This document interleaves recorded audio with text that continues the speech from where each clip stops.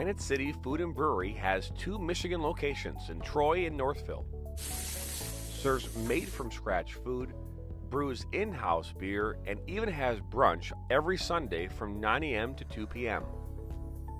To learn more about their daily specials or to book a private party, visit gcfb.com. Make sure you head over to Granite City in Northville at the corner of 7 Mile and Haggerty, or the Troy location at 16 Mile and I-75.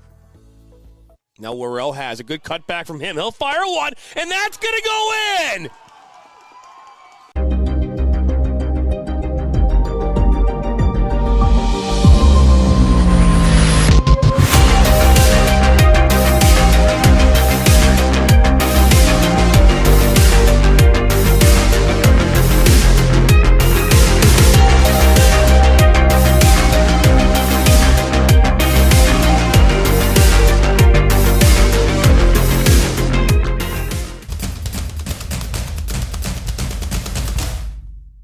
As the voice of Michigan student athletes, the Student Advisory Council's role is to convey the message of how high school sports are supposed to be played.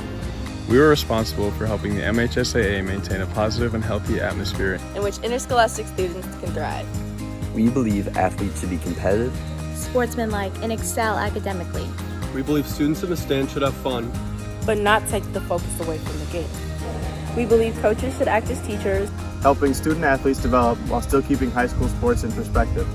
We believe that parents should always be positive role models and be supportive of their child's decisions. We believe officials commit their own time to high school sports. And respect should always be shown and given to them. The most important goal for student athletes is to enjoy high school sports while maintaining a high level of respect for all those involved in the games. Enjoy the game.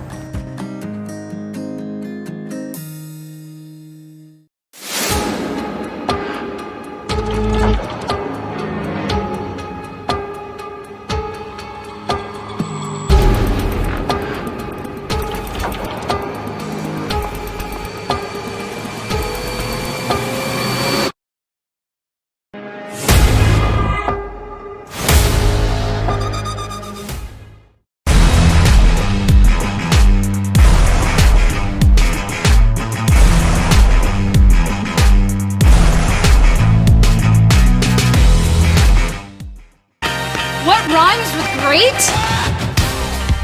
Participate. Where does greatness start? Here, in the classroom. on the diamond, in the pool, on the field. Where will your greatness take you? To better grades. To more friends. Yeah! Be great. Participate!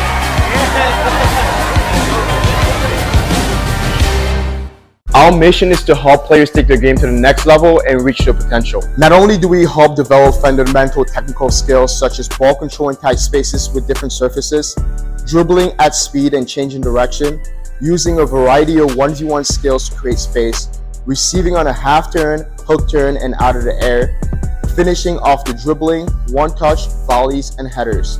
We help players get comfortable performing these skills at game speed, with pressure, and with both their dominant and non-dominant foot. In addition, we help players with their speed of play, awareness of space, defenders and teammates, and also dominate with our off-the-ball movement. We offer a variety of services such as one-on-ones, small groups, large groups, as well as team sessions. We have an experienced coaching staff that is professional, friendly, patient, while still holding players to high standards and holding them accountable. No matter what level you're at as a player, I'm confident we can help you get better. Over the past 3 years, we've built one of the best soccer-specific training facilities in the country and developed one of the most detail-oriented programs to help out players. Visit our website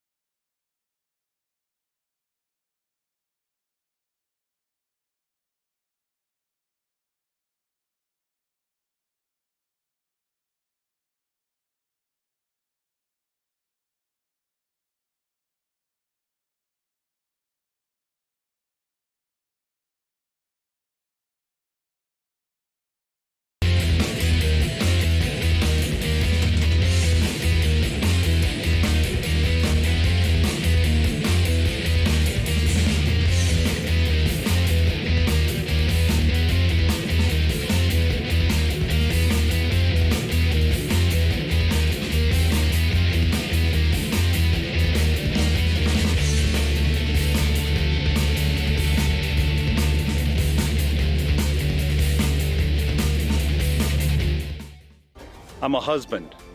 I'm a father. I'm a sister. I'm a son. I'm a brother. I'm a daughter. I'm a sister. I'm a referee. I'm a referee. I am a referee. I'm a referee.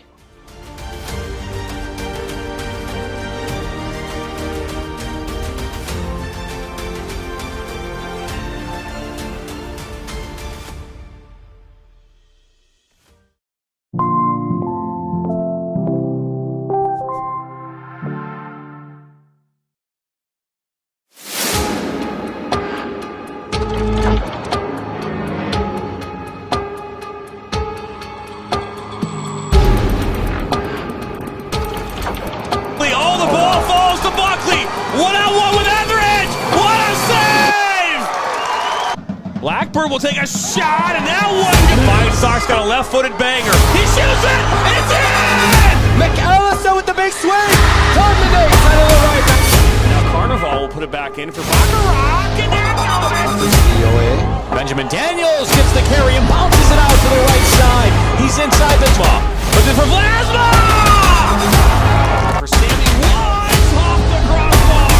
Battle, out comes Etheridge! Another big, this is a shot from distance. Oh, let's see if that was.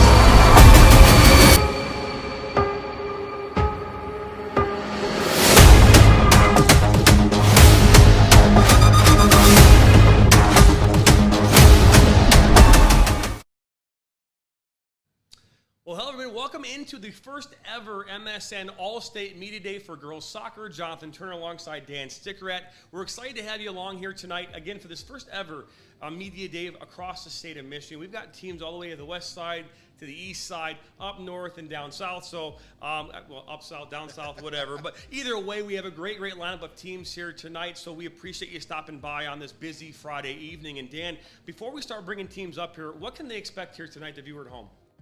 Yeah, well, we'll start out with there's over 460 teams statewide that are suiting up teams this fall. Some are just looking to improve. Some are eyeing championships, whether that be a conference championship, competing for districts. Some have aspirations of winning a regional, getting to that Final Four, and playing in that final week for the hopes of coming away with a state championship trophy. So a lot of aspirations. Thousands of kids are all, suiting up right now. Expectations are never higher than the first couple weeks of the season. Well, just so everyone knows, we don't have 460 teams going to be a part of this tonight, so just keep everyone at home comfortable with that at least. But the fun thing about this, Dan, is giving these young ladies and these coaches an opportunity to talk about their team, their season, and expectations, and maybe have a little fun here along the way as well. Yeah, we'll deep into the conference races with some of these coaches come from very good conferences, and we'll talk about the meats and potatoes, and I mean by like to talk about food and soccer here in the Michigan Soccer Network. So meats and potatoes taken literally here for sure. But hey, if it's your first time stopping by the Michigan Soccer Network, all we do is ask that you subscribe to the platform, like us, share this with your friends and family, because obviously the more eyeballs that see what we're doing, the more impact that we can have here in the state of Michigan. And just recently, on this past week, we did talk about, on our MSN Live, about all the great things that are happening here at MSN.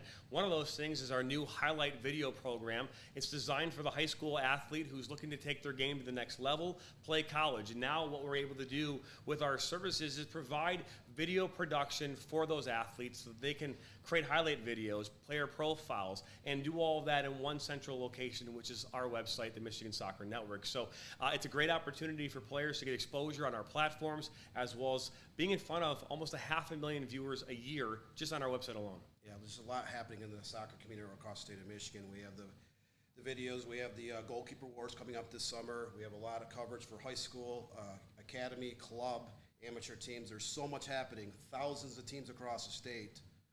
We're trying to bring them here to our hub at the Michigan Soccer Network.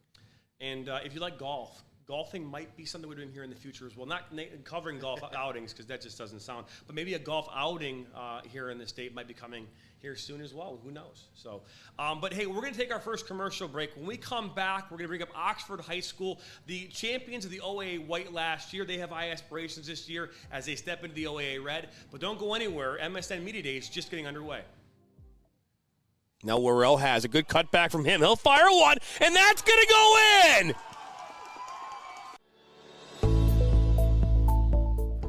Granite City Food and Brewery has 2 Michigan locations in Troy and Northville. serves made-from-scratch food, brews in-house beer, and even has brunch every Sunday from 9 a.m. to 2 p.m. To learn more about their daily specials or to book a private party, visit gcfb.com. Make sure you head over to Granite City in Northville at the corner of 7 Mile and Haggerty, or the Troy location at 16 Mile and I-75.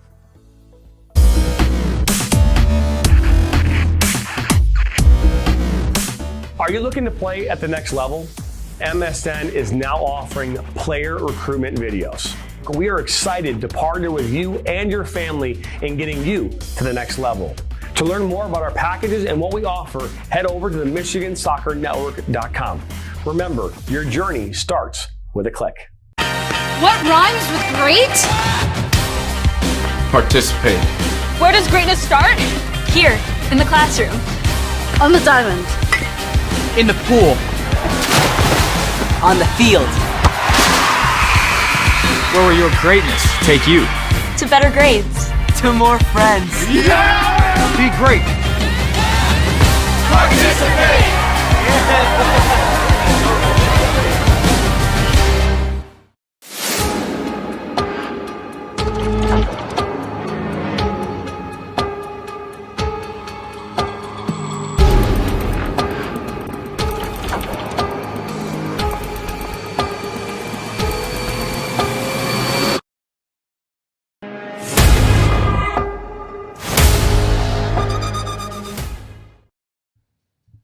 Welcome back here in our MSN studios in Shelby Township, Michigan. Inside of our studios right now, a crowd of people here getting ready to talk about their high school seasons. Outside is adult soccer taking place just off to our left. But hey, before we bring Oxford up here real quick, we just want to again thank all of you for tuning in here on this Friday evening. Behind us are our sponsors on our website and at the bottom of your screen. Please take a look at our sponsors and what they do for us. They help make these events possible here for not only the players that are going to be up here tonight along with their coaches, but also all the games that we cover throughout a season.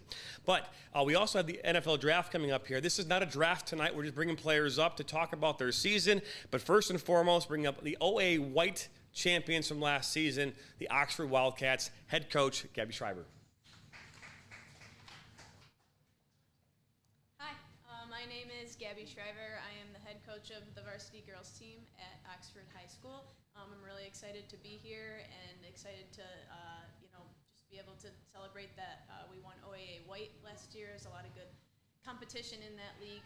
I brought two of my players here today. This is Sierra Owens. She is a sophomore, captain of our team this year, and this is a well-deserved new coming varsity sophomore, Avery London. All right, well, welcome, ladies, and we'll take a quick look back to 2023. You edged out Birmingham Seaholm in that final week of the season. There was a lot of teams in that race. I believe it was 15 to 14 on points. Congratulations on the league championship, but now you have to elevate your game even further. Welcome to the Red Division of the Oakland Activity Association. It's one of the best conferences in all the state, dating back 30 years. The last two Division I state champions come from OA Red, Bloomfield Hills in 2022, Rochester Stony Creek last year. So from a player and coach standpoint, kind of talk about what it's like to be elevated up into one of the premier leagues in the state. Yeah, it's definitely an honor. It's a cool system how, if you win, you get promoted. I think that's a big motivator for teams in the OAA. So we're excited to be in the highest level of competition this year. There's so many good teams. Every single game is going to be a battle. I have full confidence in my team that we'll be able to hang right there with them. And I'm really excited to get started. So that's from a coaching standpoint, but I'd like to see what our players think as well. I mean, I'm really excited for the season because, one, I get to play with or against some of my club teammates. But I just know, we're going to be really good this year, and, I just have confidence in this team. And last year was just so much fun, and I just, think it's going to be a blast this year. And, I love playing with, my schoolmates and all of that. So, I don't know. I'm excited for this year. What do you think, Avery? I think it's the same. I feel the same. You're a tight-knit team. Like to have fun. So. Last year ended on a sour note. Your goalkeeper, Korean Hiraki, was injured moments before your district semifinal against Clarkston. Oxford hasn't had a ton of postseason success in the last decade. that something you're looking to do? Yeah. Not just compete and, compete at a high level in the OA Red, to perhaps maybe win some district games, get to that district final, have a chance to, advance? Yeah, absolutely. The postseason is extremely important, and it definitely our long-term goal. I know that Oxford girls soccer, I don't think has won district since like the 80s or 90s or something wild like that.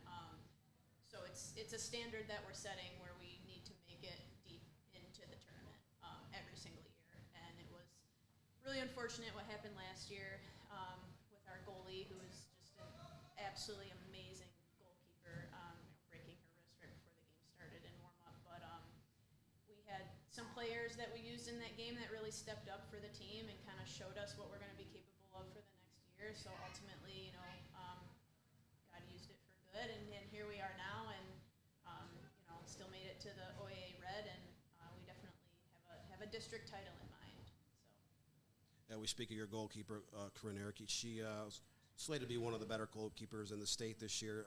Signed with Division II powerhouse Ferris State University.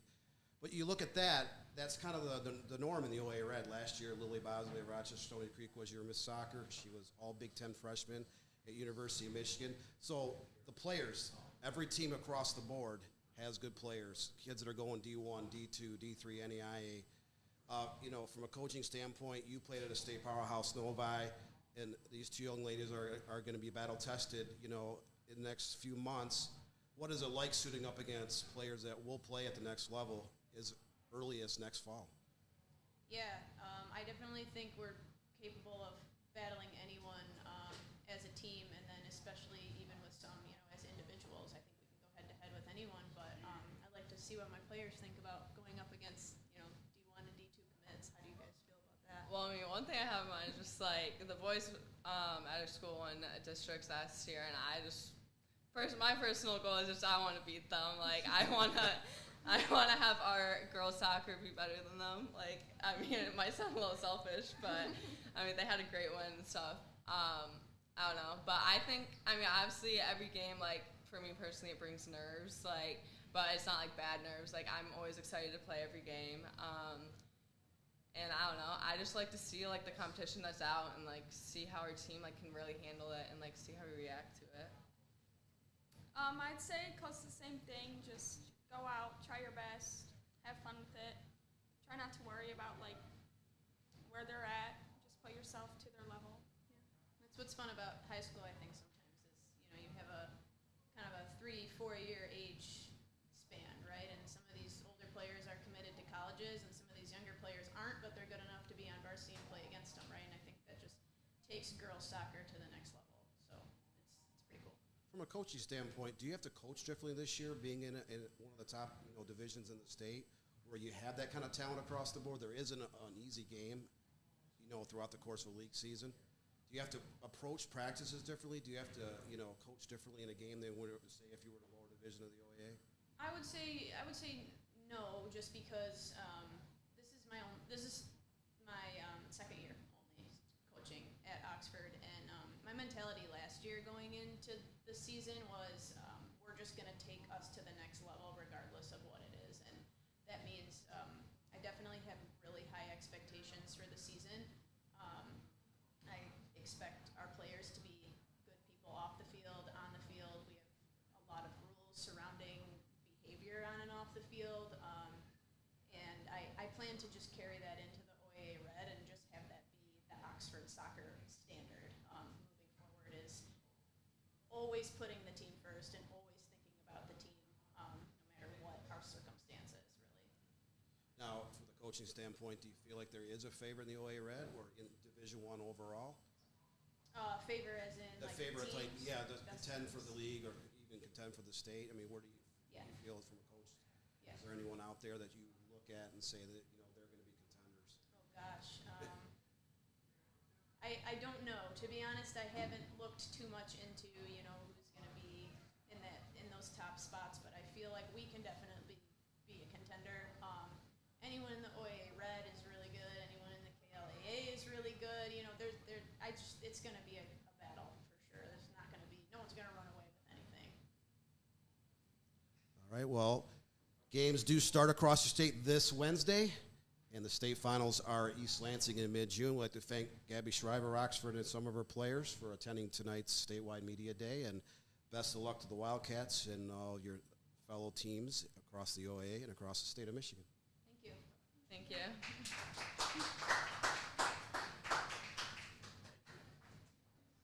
So that was the Oxford Wildcats, and obviously we didn't get a chance to ask them their food. I don't know if we didn't do that, but that's okay. We got lots of time left. Dan did allude to the fact that the state finals are June 14th and 15th, and we will be there this year streaming audio only for the Michigan Soccer Network. So that's our second season of doing that, so we're really, really excited about that. But next up here on the podium is Belleville High School, and Belleville, who won last year, the first time in history, the KLA East Division, and they are looking to do a repeat of that, I'm assuming, this year as well. So we welcome up Belleville and Joe Zarka and Chris, head coaches of the Belleville team.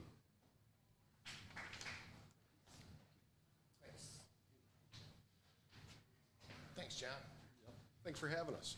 Yes. Really appreciate you guys. Yes, last year was our first conference win for the KLA East. We've slowly been progressing towards that, and with our players and what we have recently, what we've been doing has been pretty dang good. Our talent level's coming up. We have 8 returning players for varsity, and we have a good handful of young ladies coming up to help us out too. Very young team. Good talent pool coming up, changing around, having a lot of IDP programming, developing, and definitely letting the team grow. Good little club players coming up too. So we're optimistic. But then again, you get into the KLA, that's a tough bracket. You got a lot of teams out there, Stevenson, Northville, teams, other teams that are in there. It's you're playing in a division like that, you definitely have to come with your A game on. And we've had a few games as of last year. We came out a little bit flat and managed to get through without getting too bruised up. Isn't that right, Joe? We did pretty well. We really did. So, going into the season, at the end of the season, you're going in 15-0 and 12 shutouts, and you get a good reality check there once you start getting into the bigger pools of teams. So.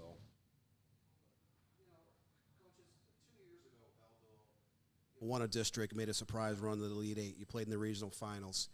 Last year, you contended in your half of the KLA and winning the division championship. So, in that way, and you were also ranked at times last season. So, Belleville's been kind of placed on the state map, so to speak, at this time. Does that create any more higher expectations or a little bit extra pressure because you do play one, much like Oxford in the OAA, you play in the KLA, which has great history. A lot of these teams a ton of talent, state championships, Finals Four galore. Does it put a little extra pressure on you to perform? I don't know about the pressure. We play the game that we know to play. We build our talent, and we know our talent's only going to get us so far. We've really worked on our skills in bringing that way up. Our name was out there. We were ranked 8th last year. We did go into the conference championship against Northville, who was number 3. That's the highest we've ever been ranked, and it was fantastic. Is it the pressure of being back up there again? I don't think so. We've had a solid base with our players, and they're grounded. They enjoyed it. You guys came out and had one of our games on on the MSN, and that was fantastic. They loved it. I mean, it was a good day. It really was. Now you look at the 16 teams in your conference. Any favorites in either division? Do you see anyone standing out, or is it one of those things where there's going to be a crowd at the top? I'd say the west side. I can't. That's your Novi's. That's your Plymouth. Your Canton went obviously. On our side, our talent, our competition's getting up there. We have Stevenson as one of our toughest. Dearborn's always been tough to us. Franklin's coming up, so there's other teams that are threatening, but for us, we're focused on that division title again, repeating, and going further into our districts. We really are. Now, we talked off camera about there was a slight district shift in your area of the state. You've moved eastward into a different district. you look at the prospects of maybe contending for a district championship like you did 2 years ago? Oh, definitely. We've always tried to go into the districts with a positive attitude, and any team that we run up against, again, we don't want to go in there flat, so we try to make it a game, and we've retooled the program in order to line up against some of these teams specifically because we realize that they want a game too, obviously. So it's been a great thing to bounce back and forth from district to district, but it would be nice to have a little spot that we can call permanent home. So you're playing Ann Arbor teams one year, and next year you're playing in Dearborn, Woodhaven, and so we kind of get a good taste of all the teams in Southeast Michigan in our area and north of us, and we're just kind of a little speck in the middle of a lot of powerhouses. So there we are. Yeah. Is that kind of a challenge for you to be knowing that there's always going to be good teams in your district? You're just in a different district almost every year. I guess looking at it, going into near the end of our season, this year we pulled in some of our outside of our conference. We pulled in 3 other good teams, so preparing with better, better competition going up into our district. That's one of our plans that we really focused on this year. Now, 3 years ago, Heartland comes to the KLA. They won their first state championship. 2 years ago, Northville got to the state finals, lost to Bloomfield Hills, and the last 2 years, the OA Red has produced a champion. So 2 of the premier conferences in the state, at least up at the Division I level. Going back many years, Final Four teams coming out of those 2 leagues, it's commonplace. Do you see anyone out of your conference perhaps making a run to the Final Four, or maybe playing in that last week this year? Definitely. There's a handful from both sides of the conference that, they come out of nowhere. They might start out slow, but, you look at our game against Stevenson last year, we ended up pulling one out of their, off their field, and then they come over to Belleville and put the hammer on us, and they ran in Northville before we did, and kind of same that whole pool of that upper team, it's a lot of good competition in that division, that's for sure, and the conference as a whole. So you never know. You got to wait first couple of weeks to see where everybody lies, after the first couple of games, and get rid of the butterflies, for the players, that is, so I anticipate the same teams being pretty powerful as they always are. Good programs. They kind of reload, so to speak. Good programs, and they never seem to go far away. That's right. That's true. They got it down. They got a great system. All those teams over in that conference. You can't really predict one or the other. It's all about their player pool. Obviously, those teams, they've got a good program going to get those players trained up to play as a team. But for the most part, you just can't put your finger on who it's going to be because it'll surprise you how quick it changes, especially in the KLAA. So, and the Michigan High School Soccer Coach Association will unveil their top 15 preseason polls here in the upcoming days, and then throughout the course of the season, we will have our weekly show on Sunday nights from 8 to 9 p.m., highlighting the top 15 teams in each division and honorable mentions. And Belleville was there last year, so perhaps we can see the Belleville Tigers back in there again this year, and a lot of your competition across, the KLA. And with that, we'd like to thank Belleville coaches for coming in tonight. Best of luck to you and the rest of the teams across your conference. We expect a lot of great games coming out of your league again this year. Thanks for having us. Thanks so much, really.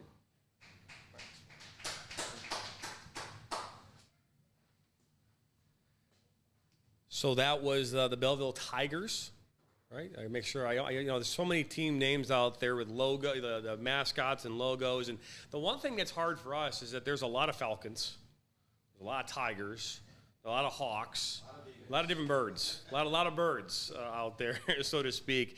But hey, we had a chance to hear from Oxford as well as Belleville. We've got Byron Center coming up, Midland Dow here on the other side of this commercial. You're watching MSN Media Day live right now in our MSN studios in Shelby Township, Michigan. We'll be right back.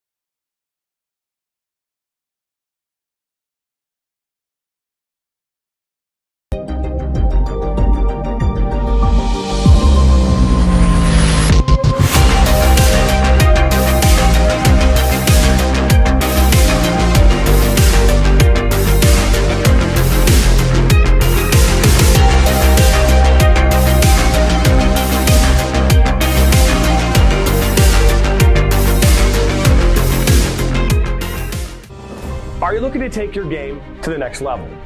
Did you know that MSN is now offering player recruitment videos? Our packages include a player profile where you show your preferred positions, the club, the league, or school that you play in, your current coach contact information, and more. The highlight videos could be self-submitted, 15 to 30 clips that will be put into a 3 to 7 minute long video. Video review of your Huddle, VO, or other platforms that you might have video on, as well as for an additional charge, MSN can come out and film games for you to create those clips. Our coach evaluation process, which is also an additional charge, where we have college coaches from various levels across the United States that will review your game film and provide feedback on how to improve that film, as well as also evaluating your play and what you can improve on. To learn more about our packages and what we offer, head over to the MichiganSoccerNetwork.com. Remember, your journey starts with a click.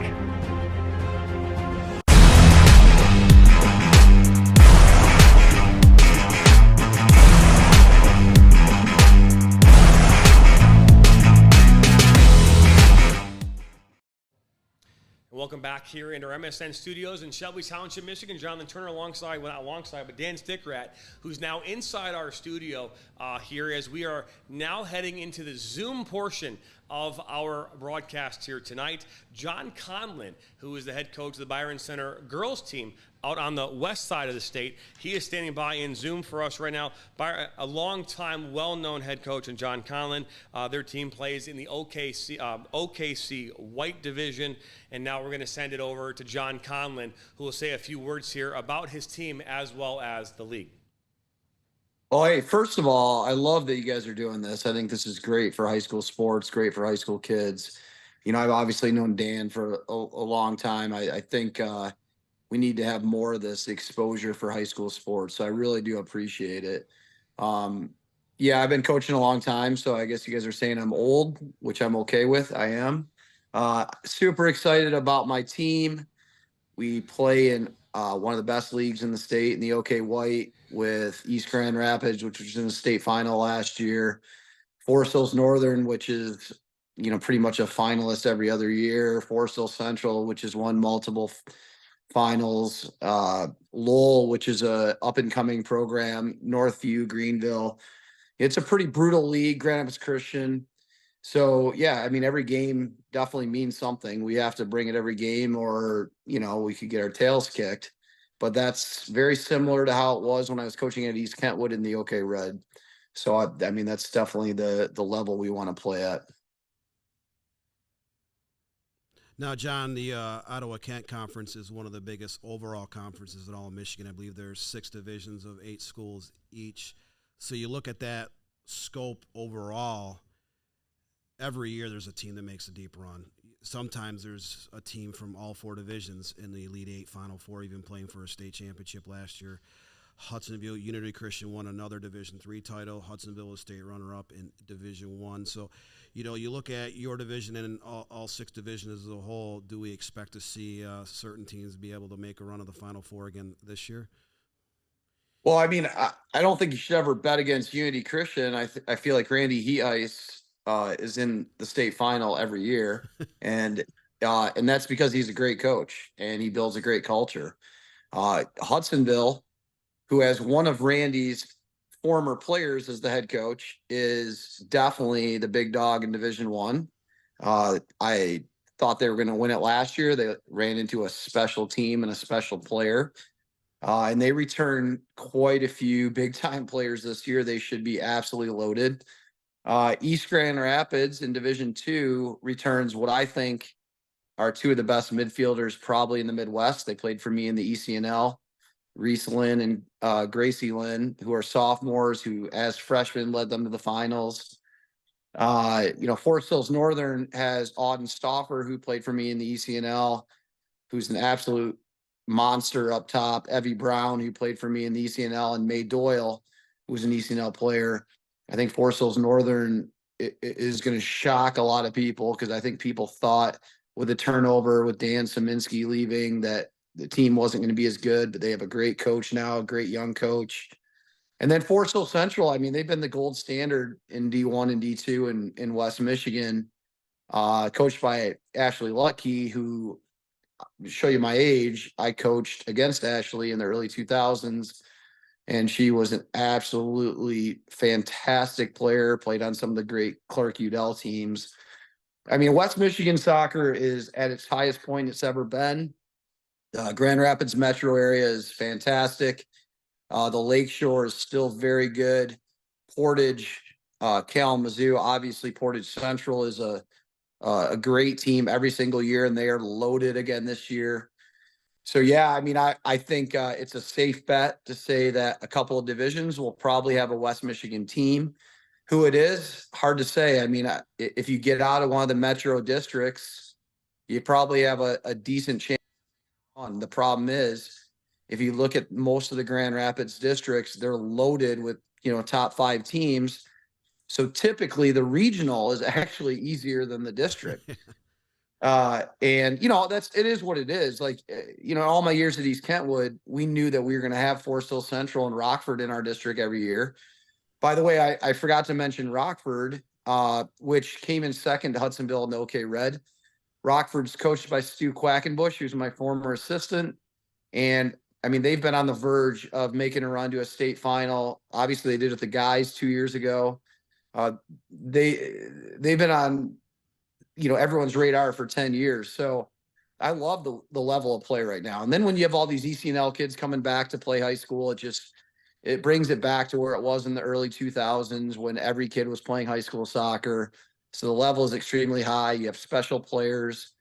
I think you're going to see quite a few dream teamers this year from West Michigan. Yeah, I'm excited. It's good. It's a litany of good teams. Now you look at the conference races. Hudsonville's a favorite in the red. Rockford started out really good last year. They were bombarded with injuries, so they tailed off a little bit. And you play in the white, which is equally as deep on the girls' side. Is there a favorite there, or is it going to be 4 or 5 teams kind of battling it out every night? I mean, it's hard to say. I'll be honest with you. This is not just coach speak, but even my great teams at East Kentwood, I think I drove you guys nuts when you'd ask me questions because I would give you not much of anything. But I mean, what teams look like on paper and what they do in the regular season are 2 different things. I think in our league, any game could skin you. I mean, we literally lost the league because of one game last year. And, we had one bad night, actually a bad 10 minutes, and we lost the league to Forest Hill Central. But then East Grand Rapids and Forest Hills Northern are right there too. Like our league's brutal. OK Red, I do think East Kentwood and the OK Red's going to shock a lot of people this year. They have a player, Ella Zorhoff, who played with me in the ECNL, who's going to Toledo, who I think is the best goal scorer in the state. There's no question she's the best goal scorer in the state. She is. And they're loaded with other very good players too. Probably the most talent they've had since I left there 6 or 7 years ago. And Zorhoff's a legit, as a senior next year, she's a junior this year, legit Miss Soccer candidate in 2 years. So I think you're going to see some different teams kind of come to the forefront in that league. And, who knows in our league? Grand Rapids Christian, by the way, is coached by Tim Terhar. Tim just took over. If you recognize that name, he's a legendary coach at Calvin Christian forever. So yeah, there's great coaches everywhere, great programs everywhere in Grand Rapids, and every game matters.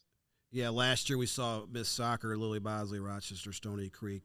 She's graduated. Do you feel like the race for Miss Soccer might come down to some players on the west side this season?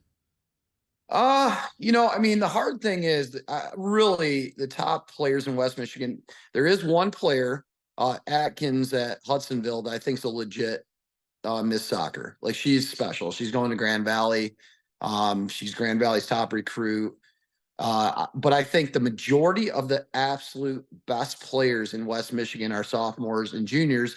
And to be honest with you, I kind of cut my own throat because last year when I was coaching them in the ECNL, I told them, hey, you have the opportunity to play high school, go play high school.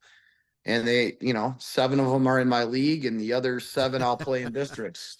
So yeah, the sophomore and junior class in West Michigan, the 07s and the 08s, are unbelievably talented. Unbelievable. Probably the most talented two classes I've seen in a long time in West Michigan. So Miss Soccer this year, I mean, who knows? I do think Hudsonville should be a preseason 1 or 2. They lost some good players, but there's no reason why they shouldn't be. I think Portage Central should be a top 5 program. But you do have some absolute studs that are sophomores and juniors. And Unity Christian has arguably one of the best juniors in the country who's going to Michigan State. So yeah, it's good young players, good middle of the pack players, and then some strong seniors at Hudsonville and Portage Central. And do you got to kind of start off with a bang? Do you play any other state powerhouses the first couple of weeks, or is it kind of later this season when everyone starts colliding? Oh no, I mean, I'm an idiot. I'm kind of like Tom Izzo. We schedule our games. So I mean, listen, I have never had an undefeated team. I don't want an undefeated team. I want teams that are competing for state championships, and you have to feel the pain of being under some pressure. We start out the gate with Caledonia, which is a very good program in the OK Red.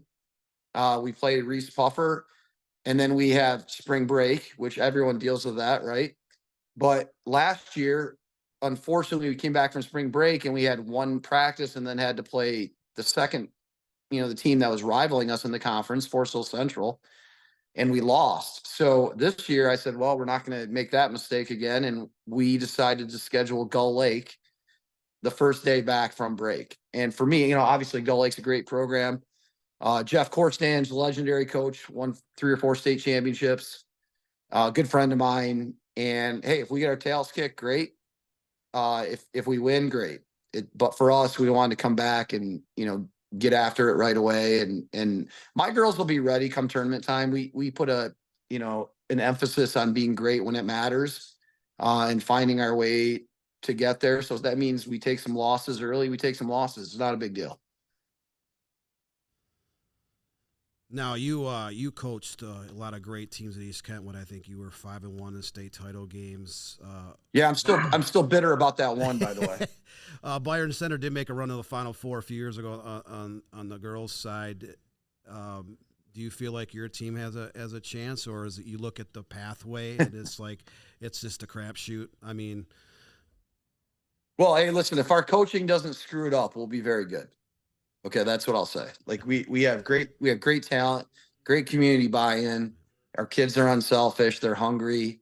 Our goal every single year, basically we have 2 goals every year, right? One is to win the state championship, and the other one is to be great human beings. And those are our goals. It's pretty simple.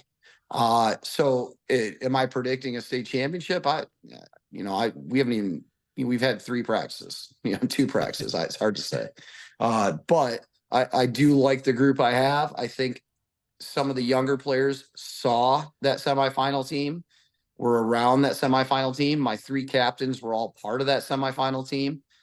So yeah, we have some good pieces for sure. Well, Coach Conlon, we appreciate your time hopping online here with the Michigan Soccer Network. Best of luck to Byron Center and the rest of your colleagues across the Ottawa Conference. Again, 6 divisions, 48 total schools, and we expect to see a lot of great teams and players come out of that league again this season. Yeah, appreciate it. Remember the Lynn twins for East. They're going to be extremely special this year, and Ella Zorhoff at East Kentwood. Those are players that maybe are not on everyone's radar, but they're all Division I, Big Ten level players. All right. Well, I appreciate your time, John Conlon, Byron Center head coach, and the best of luck in 2024. All right. Thank you. Thanks, guys. And that was John Conlon, the head coach of Byron Center out on the west side of the state, playing in the OKC White Division. And we now have Oakland Christian, who plays in the Independent. I believe it's the MIAC. We have them standing by here on Zoom, and we're going to bring them in here in a moment as well. And I'm hoping that Patrick Reyes, the head coach for Oakland Christian, is standing by and ready to go. I am.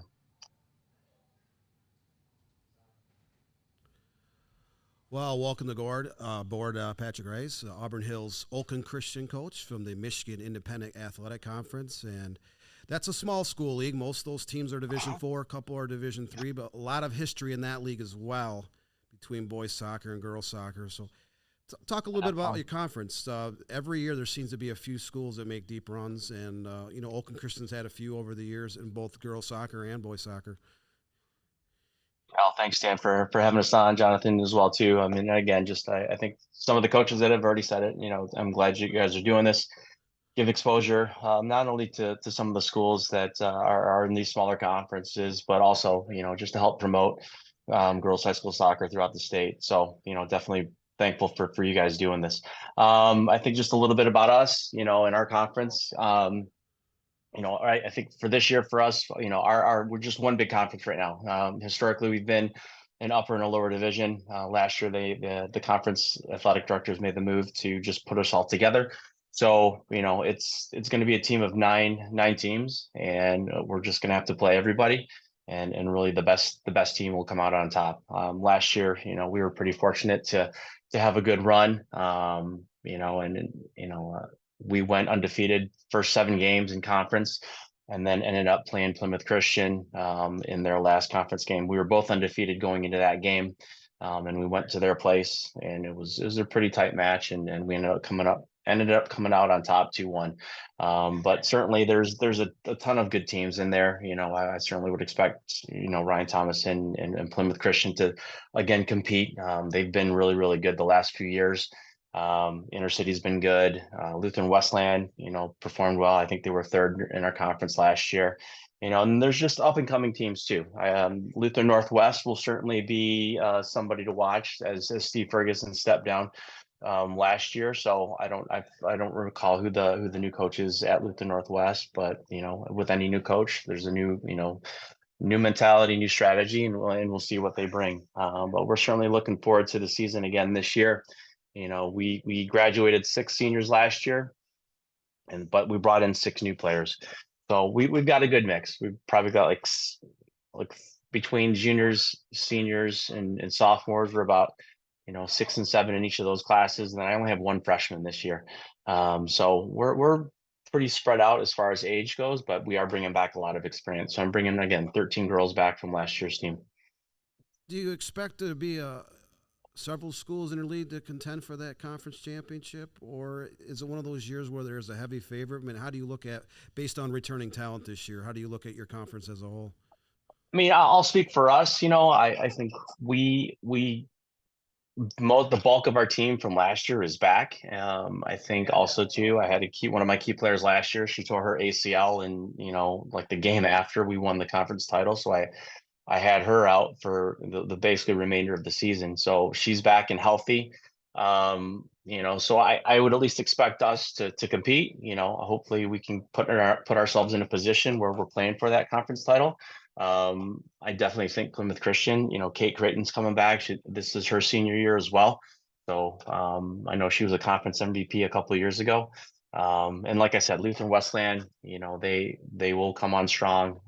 And then I fully expect the Lutheran Northwest, Intercities, and some of those other teams that maybe have gotten better over the course of the year. I don't know. It's big. It's a big conference for us this year. Again, like I said, with 9 teams, it's hard to keep track of everybody. Is there a couple schools in that second division that didn't have teams the last couple of years? Is why they merged it into one division? I think it was just kind of, there's a couple schools that were previously in the lower division that are now co-opted with other schools to help, to kind of help have those teams in there. So you never know. I mean, not until you get on the field, will you know for sure where you stand? Like I think, John said it in the last interview that you had. We've only been practicing for a week now, and we've got a scrimmage set up on Monday, and we'll kind of see where the team is at that point. You look step away from the MIAC, look at Division IV as a whole. You come from Oakland County, a hotbed of soccer in terms of high school and club. One of the teams that's not too far away from you, Clarkson Everest Collegiate, made a run to the state championship. Your league has had great success on the boys' side. I mean, Allen Park Intercity Baptist has won several state championships. Oakland Christian won one back in the late 2000s. Yep. Southfield Christian won one back in the late 90s. So your league has a lot of history. Is there a chance that we could see an MAA school make a deep run here in girls soccer this spring? I hope so. I think Plymouth Christian was close a couple of years ago. I think they got to the state semis. So, it's certainly not, out of the realm of possibility. I think with any team, and any coach would tell you, you can get on a run in the state tournament. Look at what Everest did last year. They made it all the way to the state final. They just got really, really hot, and unfortunately it started with us in the district final. But I think anybody can beat anybody, especially, like I said, once you get into the state tournament. Now, we've had a bunch of coaches from large schools online here or in the studio. Player-wise, Division IV, there's always a lot of good players. Maybe some people don't know about them because they may not play for or may not be going to a Division I college. However, there's a lot of players at that level are still going to play collegiately in the future. You have kids that play collegiate soccer. So you look at your class, your division, is there any really good players out there that you was like, wow, this player is, uber talented? Yeah, I'll look up to my team. I have quite a few players that I feel like are worthy of, just are playing at a high level. So, a few players that I'll single out. Jessica Reyes, who was first team All-State last year. She's a junior this year, but she's playing for the Michigan Hawks in the upcoming season. So, I have players that are at a very high level. I have a couple other girls. So Leah Zerilli played for Sporting United. She was, I think, second team All-State last year and played ECNL RL with them. And then I've got Rowan Klein, who was a sophomore this year, who's also Sporting United as well and plays in a pretty competitive club league as well. So there are players. The challenge with Division IV, a lot of us, we get who we get, and there isn't really a tryout for me. I have a roster of 19 players, and I have very high level, highly skilled players at the top end, all the way down to the bottom of girls that maybe haven't played since they were younger. So I think that's a challenge for us as a coach. I think it makes us better, because then we have to be able to talk or to be able to teach some of these kids that maybe we need to bring up, and then we got to come up with training plans that are going to fit everybody. So it's challenging as a coach, but I think for me, it's made me better. So, having that wide range of talent. Now, Oakland Christian won their first district championship. I believe that was 30 years ago. Things have changed a lot from the small school circuit. You have so many clubs across the state of Michigan that are producing quality kids, and Division IV schools are inheriting some of those kids.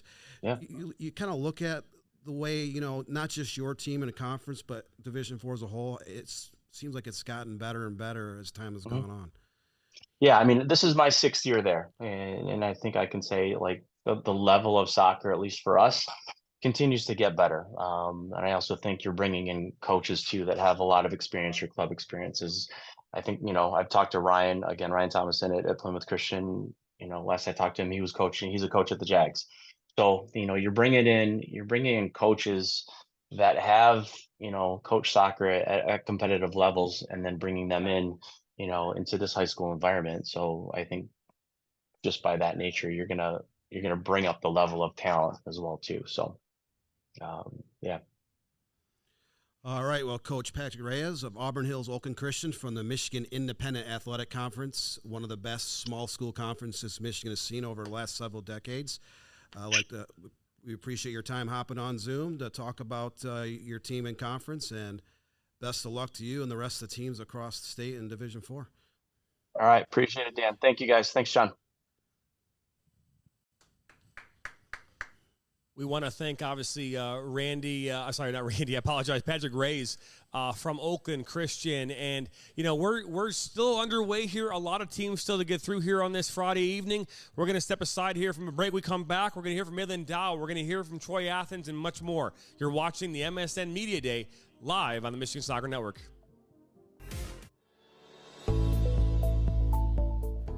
Granite City Food and Brewery has 2 Michigan locations in Troy and Northville.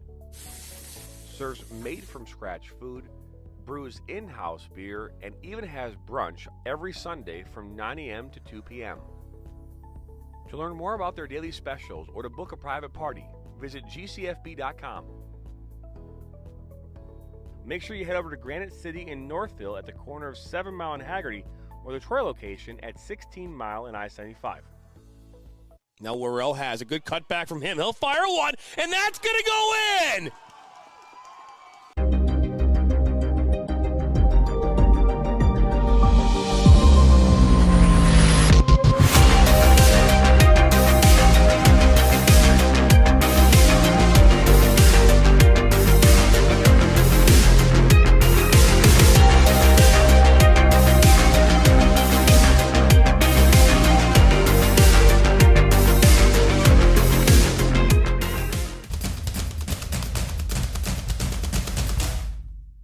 As the voice of Michigan student athletes, the Student Advisory Council's role is to Hello, convey the ladies. message of how high school sports are supposed We're going to be. go live here with you in We are just a responsible moment, for so helping the sit tight. MHSAA maintain a positive and healthy atmosphere. in which interscholastic We students can hear you loud and clear.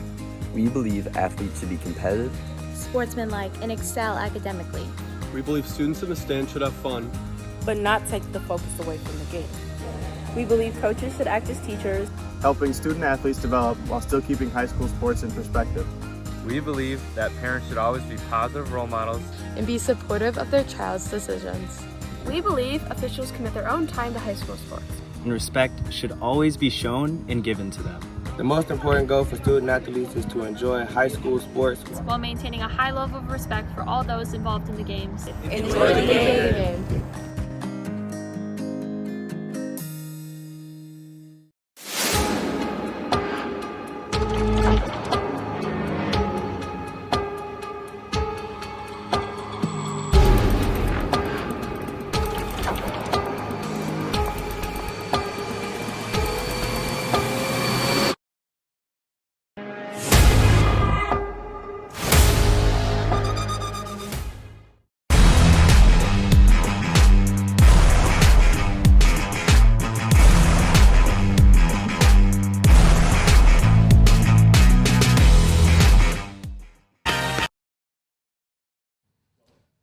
Welcome back here into MSN Studios on Friday, March the 5th, in the middle of a fantastic night here talking high school girls soccer. And standing by with us now live via Zoom from Troy Athens High School, the entire Red Hawks varsity team, and they're now led by their head coach in Jason Clark. So we'll set it now down to Troy Athens High School.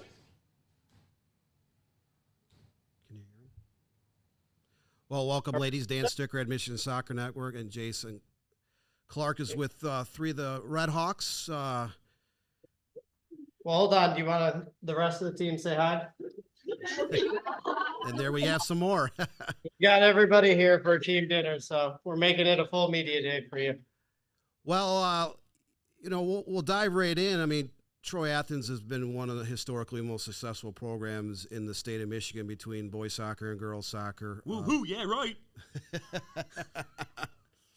Yes, and John Turner, our broadcast director, is a Troy Athens grad. But 3 years ago, Athens did get to the state championship game. And when you girls grew up and you walked into that gymnasium at Troy Athens and you look at all those banners up there that say girls soccer and boys soccer, you see all those trophy cases outside the gym. What does that mean for you to be able to suit up for Troy Athens, one of the premier teams in the state of Michigan? It just means that we have like expectations for ourselves and that we are kind of just seen as this good team and that we have to play our hardest every single time and have high efforts. Yes. It's kind of just like a legacy. We want to make the people before us proud. We want to work hard for our school, hard for each other, and we want to work and get our own stuff put up in the school. It's just kind of like a goal for us too, just to look up there, see the past years and just there's motivation to work hard for each other.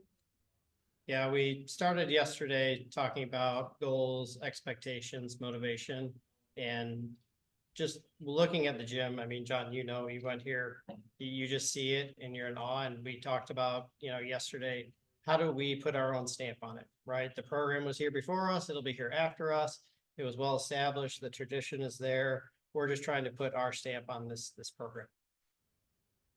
Now, Coach Clark, you played for Troy Athens many years ago, so you know what Tim Storch and Todd Hughes has built in terms of the Red Hawks program. You've only had the program here for a few weeks. Talk about those expectations. I mean, not only does Athens expected to do well, but talking to other coaches across Oakland County and the OAA, you're going to be one of the favorites in your conference. 2 years ago, you got the regional finals. Last year, the regional semifinals. 3 years ago, you were state runner-up to Heartland. So the expectation never goes away. Is there any pressure stepping in at this kind of a program, or are you kind of like taking the reins and running with it? No, I mean, I walked through these halls. I've put this jersey on. I've looked at those banners myself. I can still remember my first parent meeting with Storch and walking in and being terrified, right? So we know what the expectations is, and I'm very fortunate. I've got a great team with a lot of experience. I mean, there's 2 girls up here that were in the state finals just a couple of years ago. So they are loaded with experience. They're loaded with talent, and they're honestly phenomenal kids, and I can't be more excited. 2 years ago, Bloomfield Hills won a state championship. I believe they were third in your conference standings. And then last year, Rochester Stony Creek won a state championship. They were runner-up in the conference standings. So that being said, from the player standpoint, you play so many good teams in their league night in and night out. Those games are always close. Athens has had a history of going out and loading up their non-league schedule. A lot of very good teams from different, conferences around the state. So talk about being battle-tested. When we do get to districts around Memorial Day weekend, there's nothing you haven't seen as a player or as a coach. Do you like that kind of an atmosphere? Like, when we do get to the state tournament, that you're ready to go? Yeah, I'll let the girls answer. Yeah. Yeah, I guess just knowing kind of what we're going into and being able to kind of know how these players play and everything, and then them kind of knowing how we play. We go as hard as we can every single time to reach how far we can go. And we've been talking about, being comfortable in uncomfortable positions, right? That we've started the first few days talking about that is pushing ourselves to be great. And there's no better way than doing that than playing in one of the best leagues in the state. And then our non-league games, I mean, we're going out to Grand Blanc. We've got great scrimmages starting up out here on Saturday. So, we're of the mindset that we're going to play anyone. And we think that, it's going to sharpen us in playoffs in the future and make us better as a team. Now, for the girls that were on that state runner-up team as freshmen 3 years ago, what did you kind of learn from that tournament run, the experience of handling that pressure of night in and night out? Like, it's a one-game elimination, and you got a chance to play in that final week. You got the chance to play in the state championship, and that's kind of the journey, so to speak. To go in with not that you're going to win and not that you're going to lose, to go in with kind of like a free mindset of anything can happen when you're at that game. Knowing that you are going to make mistakes, your teammates are going to make mistakes, but also if the other team's going to make mistakes, and just kind of go off of those and go in there just knowing that you're going to go 100% and that your teammates are going to go 100%. From the player standpoint and for Coach Clark, you look at your conference, it's got a great history. We had Belleville in here from the KLA. They're another conference year in, year out, produces, high-level talent, great teams. John Conlon from Byron Center, that he's won 5 state championships as a coach. A lot of great, teams and players coming from that Grand Rapids, Kalamazoo area. From your standpoint, who else out there do you think that you could see possibly make a run? Maybe a team that if Athens gets hot at the right time, you could see late in the state tournament. I'll leave it to the girls. They know this league better than I do so far. So I've only seen it from afar, but I'll leave it to them.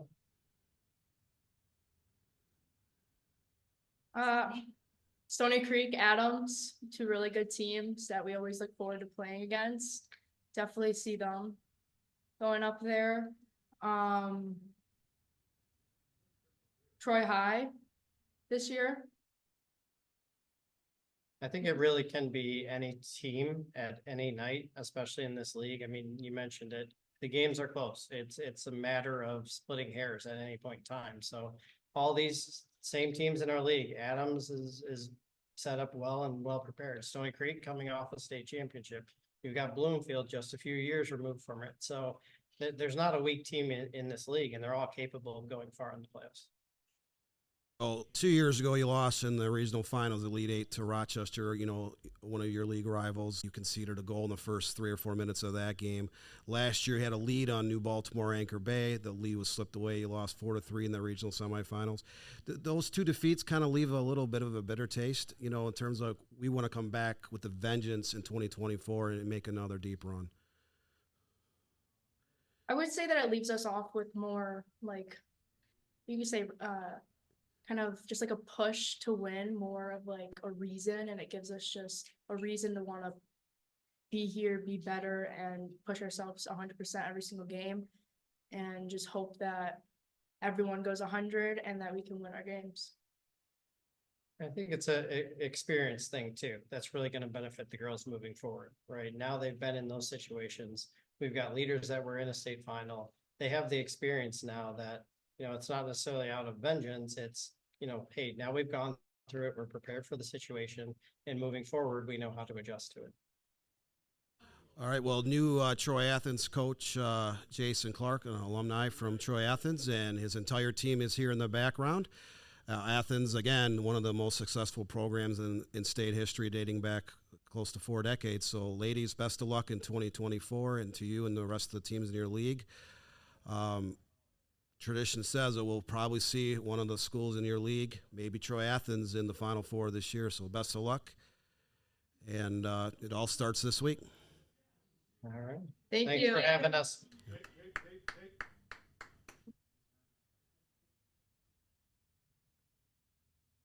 We good?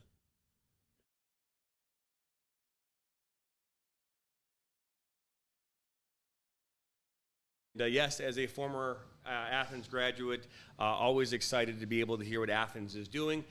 We will be bringing you coverage from Troy Athens this season as we bring the Troy Athens matchup in early May. We have a number of schools here getting ready to go, but we had a pre-recorded video here from Midland Dow, who plays in the Saginaw Valley division up in Saginaw, the Saginaw area, and we'll have that video now.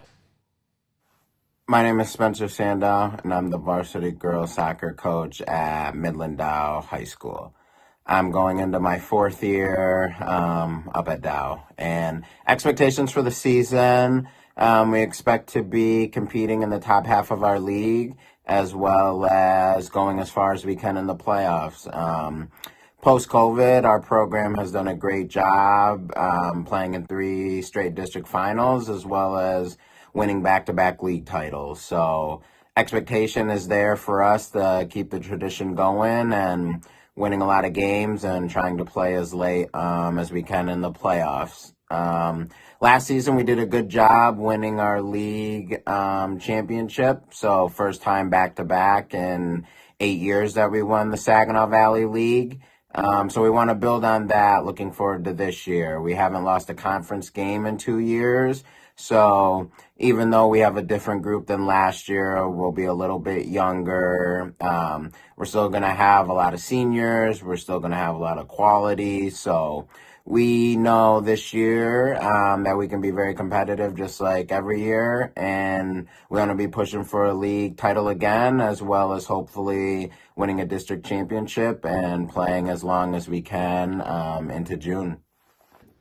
Hi, I'm Sarah Sharp. I am a senior at Dow High School, and I am a captain for the girls varsity soccer team, and I play defense. I'm Ivy Beal. I'm a junior at Dow High School. I'm also a captain for the girls varsity soccer team, and I play midfield. Some expectations we have for the season. First of all, we're expecting to have a good season. We're expecting we're going to win some games. We're going to give 100% effort, and we're just going to work through the season. We haven't lost a conference game in the past 3 years, so we really just want to continue that success and keep it going. Last year we had a really good season. We won the SBL title and we're also in the district championship, but unfortunately lost in the shootout. So we have big shoes to fill, but we're ready for it. Yeah. And so our team this year, we are going to be pretty young. We lost a lot of good seniors last year, but we all have very good chemistry and we're very close, and we have some great young talent coming up as well, some returning players, so I think we're going to be pretty solid this year. Yeah.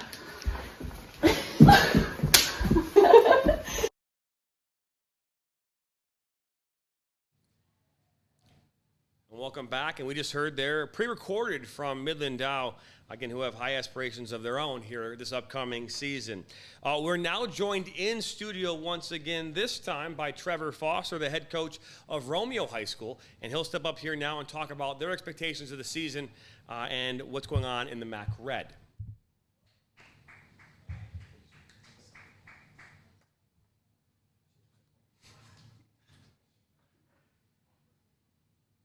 Hi, my name is Trevor Foster, coach of the Romeo High School girls soccer team. We're really excited about this season.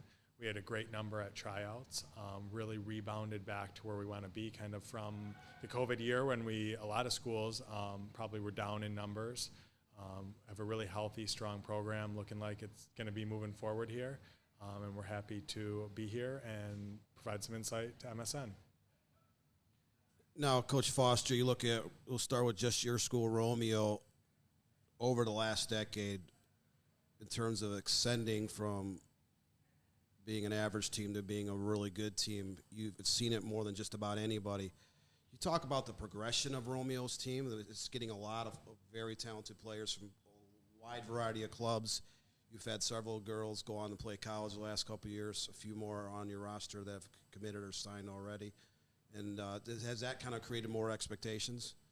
It has, and it's been interesting because I've been here just about a decade, 9 years at Romeo, and we've worked our way all the way up from the MAC Blue all the way through the MAC Red, sprinkled in a district championship throughout that time. And it's, I was talking to my assistant coaches today, and the difference we've seen from 2016 to 2024 in terms of player talent has really been on par with Metro Detroit as an area, growing soccer, a lot of new builds, new houses going up in the Washington Township Romeo area has brought a lot of new families in, and we've seen quite a change in the level of talent. It's always been a hard-working, blue-collar team, and we like to kind of keep that identity with us, but along with that has come a drastic increase in soccer talent, natural soccer talent, and then a lot of soccer talent from great clubs around the area that have also been expanding, and it's really paid dividends at the school. You talked about progression going from the MAC Blue a decade ago through the MAC White, now up to the Macomb Area Conference Red Division, the top tier. How do you expect this league to play out this year? Is there a single favorite? Is it one of those leagues where you have 3, 4, 5 teams kind of competing for that conference championship? Yeah, I think at the top of the MAC Red, you always will see Eisenhower's been perennially up there for the past 20, 30 years. Anchor Bay is usually right in that contention as well. And now I do feel we are in that top 3, maybe with Dakota top 4 kind of dogfight for the MAC Red, as it always is. And then, obviously, the postseason, you have to run the gauntlet just to get out of your district. And you look at the grouping again this year, no change. Do you think that playing your MAC Red schedule and then some of the non-league teams that Romeo does, compete against each year is going to at least prepare you for some really good contests come district time? Yeah, and we're at the point where we can schedule all of our kind of out-of-conference games to be preparation games for the district and regional ends of the playoffs. This year we're going to see Canton, Clarkston, Bloomfield Hills, Traverse City West, Traverse City Central, and we're going to also see, what else do we have on there? Fraser, and some schools that will really test us for that time when we're going up against, like you said, the gauntlet of the district playoffs, where there's usually 5 or 6 of the top 15 states in the MPR in the state. We were able to kind of wade through the districts 2 years ago, and we're hoping to be able to make something like that happen again this year. Now, last couple of years, like Rochester Stony Creek, you were toe-and-toe with them in the district semifinal. They did end up beating you in the end, and they went on to win the state championship. Bloomfield Hills, you mentioned they're on your schedule. You get a chance to play them. They should be another quality side this year. That being said, do you feel like there's any favorites in Division I this year, or is there just a lot of teams in different parts of states that you could see, make a deep run? Yeah, I think whoever has the job of ranking teams throughout the state preseason here, and it's probably going to be you guys. I don't envy that because it's going to take a lot of work because I don't think there is any clear-cut favorite in the state to be state champions. I think there's a lot of teams that could make a really, really good case for that. And like I said, I don't envy your job of having to put those rankings out. What about top players? Anyone out there you feel it could be a candidate for a Miss Soccer or Dream Team? Anyone, even in your conference? Last year, we did see one of the schools from the 5 divisions of the Macomb Area Conference win a state championship. Grosse Pointe North kind of came out of nowhere as an unranked team, and they ended up winning Division II. So that being said, do you see any players, in at least this side of the state, you could see that could be up there in contention for? Yeah, it's funny because last year you saw 2 players out of our district that could have been neck and neck for that Miss Soccer position. It's hard to say right now. I think it's a little bit early. A lot of that factor is where that team finishes too. And with it being so wide open, I don't think that it's hard to call out any one player right away this early. 3 years ago, Romeo won a district championship. Do you have a core of girls still on the roster from that team, or is it mostly players that didn't get a chance to enjoy that experience? The seniors right now were sophomores or freshmen, at that time. I don't think that we had any on the varsity team at that time, but they were there. They were part of it. They understood the kind of energy it took to get there, and I think they're motivated more than ever to bring it back. Now, every couple years, like a lot of conferences, the Macomb Area Conference shift a little bit. Who else is up in the red and who's in the white? Who do we kind of expect, at least in those upper divisions of your conference? Yeah, you look at Eisenhower, again, just strong year in and year out. You can just never count them out no matter what. Anchor Bay plays a really strong brand of soccer. They don't give up very many goals year in and year out based on their style. So that's always going to be somebody up there that could make some noise. You look at Dakota, could be a bit of a wild card. They got some talent this year as well. Aside from that, Utica, from what I understand, has got some players. They're also in our district, could upset a team or two. Ford is usually pretty strong as well. So a couple players at Stevenson High School who are just really high-end players, and hopefully as a team they can put it together too and could make some noise. Has your league benefited from anyone coming back from like a girls' academy? ECNL did not play last year. I think every school may have got 1 or 2 players back from like the GA who have now become juniors and a little bit more eligible to play high school soccer from that side of things. We start about 6 GA players this year up front between the midfield and our forwards who are back and ready to rock and excited about it. And then we brought in two of those are newcomers from the GA. One's a junior, one's a senior, Ari Paduk and Ava Blomquist. So we're really excited to bring them into the starting lineup, as well as some returning GA players as well. So we'd like to thank your time, Romeo coach Trevor Foster. Romeo, again, is one of the most rising programs in the state of Michigan. They've come a long way in less than a decade. Best of luck to Romeo and the other teams throughout the Macomb Area Conference. Thank you. Excited. Thanks.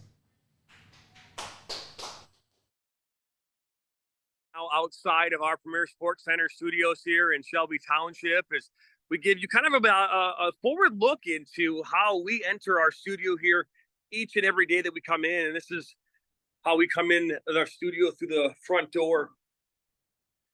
Someone normally here in the lobby, but not right now. The fields are out there. We're going to take you right up the stairs.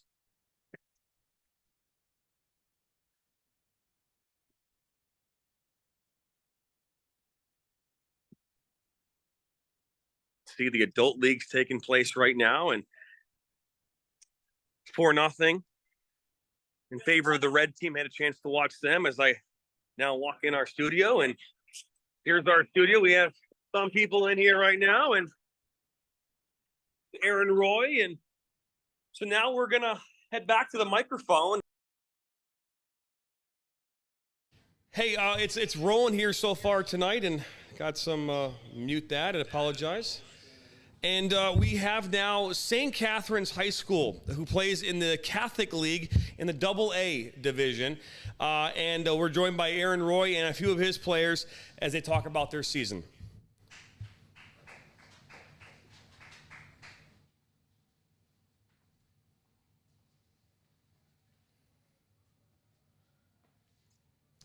how's it going? I'm Aaron Roy. I'm in my 3rd season now at St. Catherine Academy in Wixom. We had a pretty good tryout this year. 22 players show up, which is great for us. We're a very small private school with only about 250 students. So we're looking forward to continuing to build this season, and a lot of promising things ahead. So. Now, we've had some coaches either come in or Zoom in that came from state powerhouse programs. Programs have been around a long time. Wixom St. Catherine of Siena started about, approximately 15 years ago, so you don't have all those years to look back on. So that being said, how do you approach a season? You mentioned last year you talked about you were low on numbers. This year you've added quite a few more bodies to your roster. I mean, do you feel confident you can be a team that can contend for a league or a district championship? How do you approach the season? Well, I think that, the way that we approach things each season that I've been here is, it's not just the numbers with us. It's we actually have a lot of lack of experience, too, with the numbers that we do have. So it's a lot of teaching, a lot of building, a lot of fitness, a lot of tactics, getting players to understand the game, understand each other, understand the responsibilities, what I want from them in different phases of the season. So what we really focus on at St. Catherine is, hey, let's learn the game. Let's try to figure out exactly what fits us best, what we can do to make us successful, and we really look forward to and build towards districts every year. So we'll have a couple of seasons, the past couple of seasons, where we're 500, we're below 500, and then once the district comes around, last year we made it to the district final and fell short against Gabriel Richard, and now we got moved into a district with Country Day this year, this upcoming season, and we're looking forward to building towards that moment again and playing in another district final this year against Country Day. You come from the Catholic High School League last year. Clarkson Everest Collegiate made the state finals in Division 4.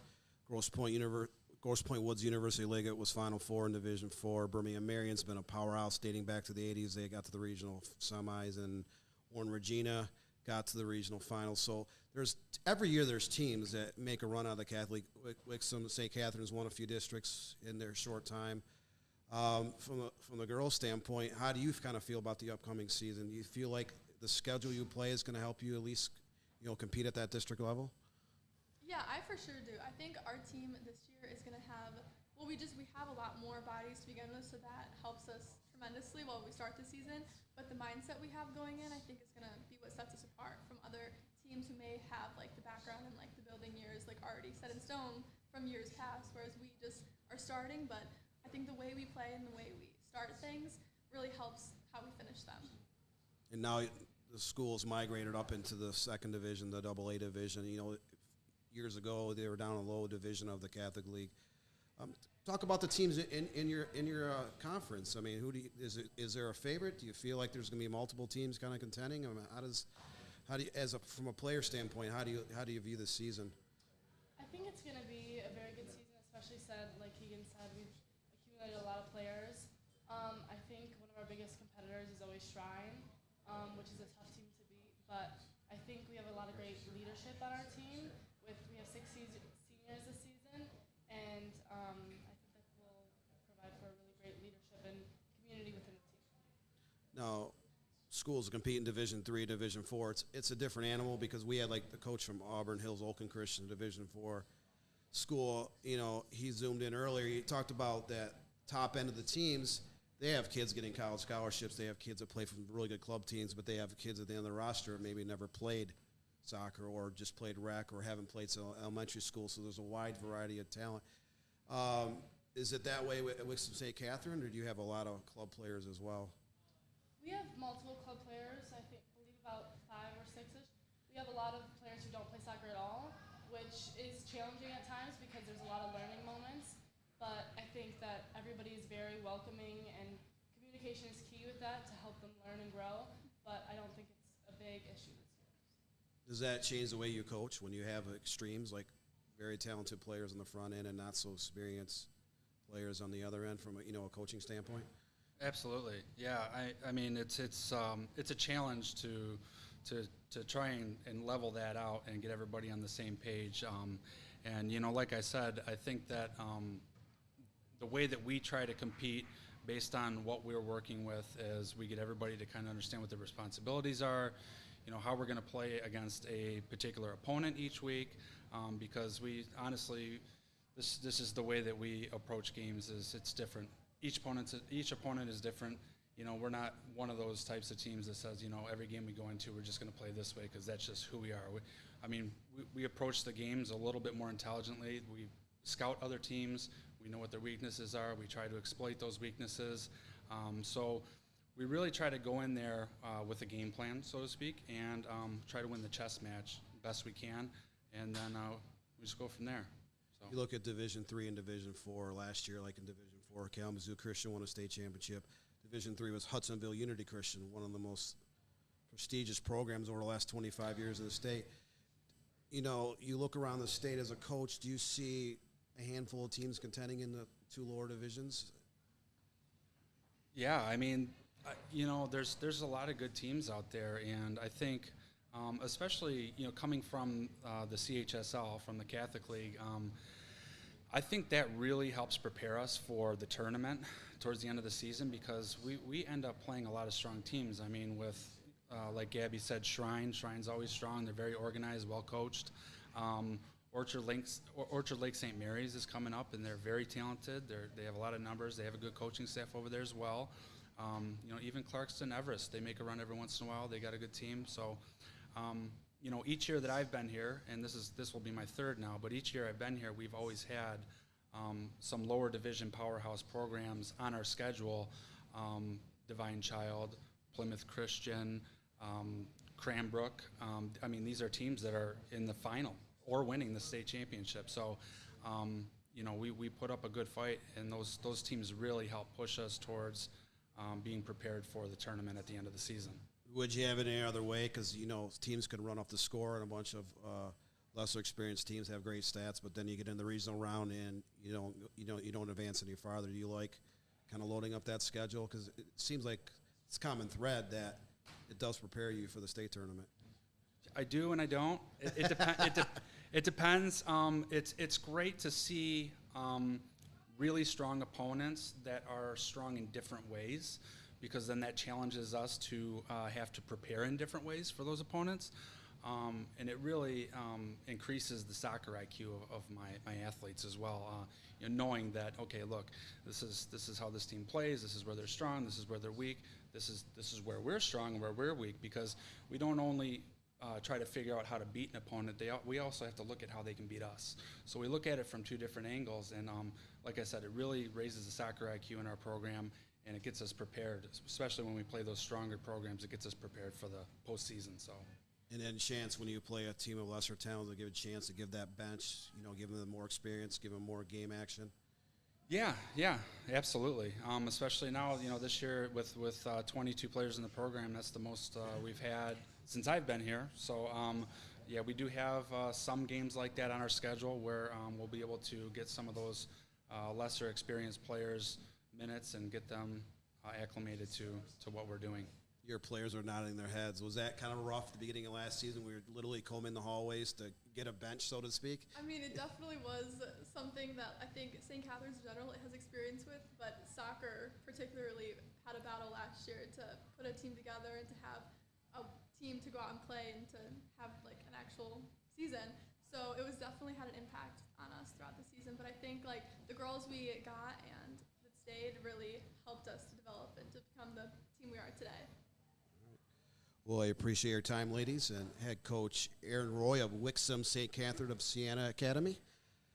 Best of luck in 2024 to you and the rest of the teams in the Catholic High School League and in Division III and Division IV. All right, thank you very much. You. All right.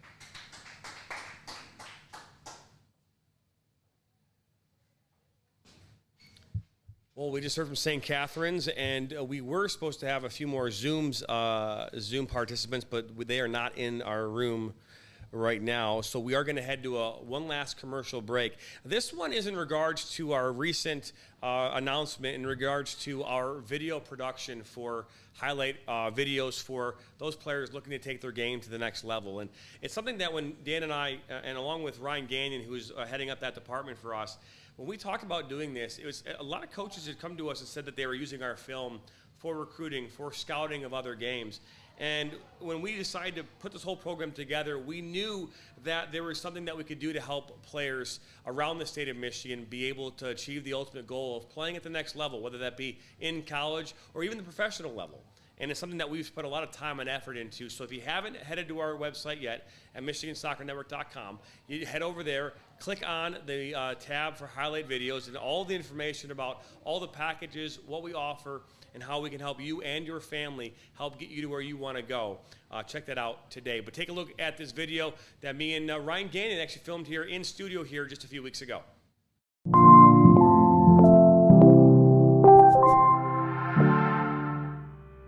Did you know that MSN is now offering player recruitment videos? We're offering everything from player profiles, highlight videos for in-game highlights, as well as college evaluations of the overall videos, and much more.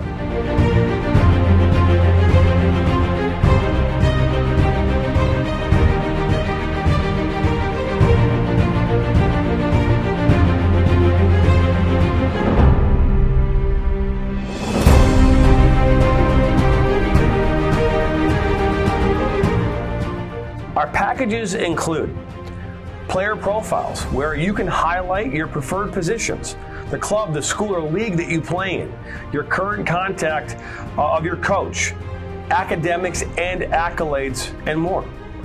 The highlight videos could be self-submitted, 15 to 30 clips that will be put into a 3 to 7 minute long video.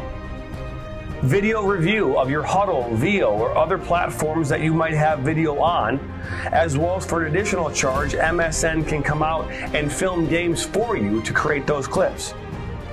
Our coach evaluation process, which is also an additional charge, where we have college coaches from various levels across the United States that will review your game film and provide feedback on how to improve that film, as well as also evaluating your play and what you can improve on.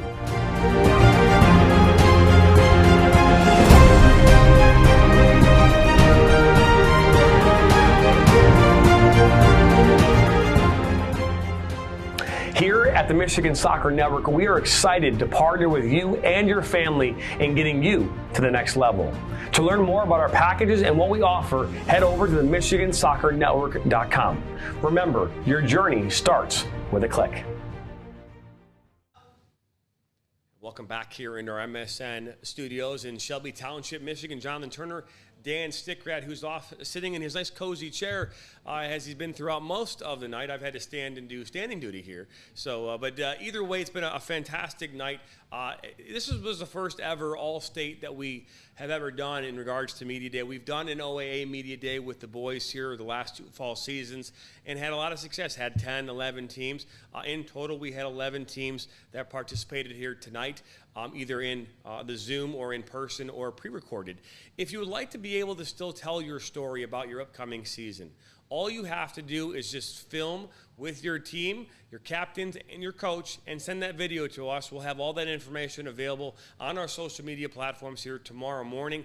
That way we can still post this information, get you and your team the exposure that you deserve. That's the one thing, Dan, that me and you have talked a lot about here over the last couple of years is the game of soccer is one of the most underviewed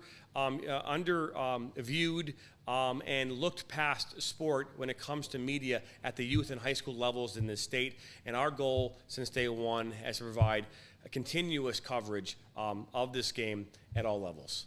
Yeah, and the Michigan Soccer Network really wants to become that hub, so to speak, of high school, club soccer, amateur and pre-pro teams, even collegiately, and then we have a sprinkling of professional coverage. We are going to have some in-studio shows regarding the DCSC and also some feature stories looking at former Michigan stars that have gone on and even reached the MLS. Yeah, it is. It's truly exciting the direction that the network has gone since its inception back in May of 2022, and we couldn't be more excited about where we are going here as a program. Remember, follow us on all social media at MI Soccer Network. Head over to our website, MichiganSoccerNetwork.com. Get yourself involved in that platform. There's so much going on there. We have a list of college commitments that you can look at, and hey, if you've signed up for college as a college athlete and going to college, get yourself signed up on our platform, get your name listed. If you want to create a highlight video, you can submit your own videos and we can create them for you. That is the beauty of what we're doing here. Hey, we are covering all things soccer in the state of Michigan, and we are happy that you are a part of it. For all of us here at the Michigan Soccer Network, we want to thank you for being a part of this tonight. And again, as we always say here, we wish you much success, and we'll see you next time for more soccer.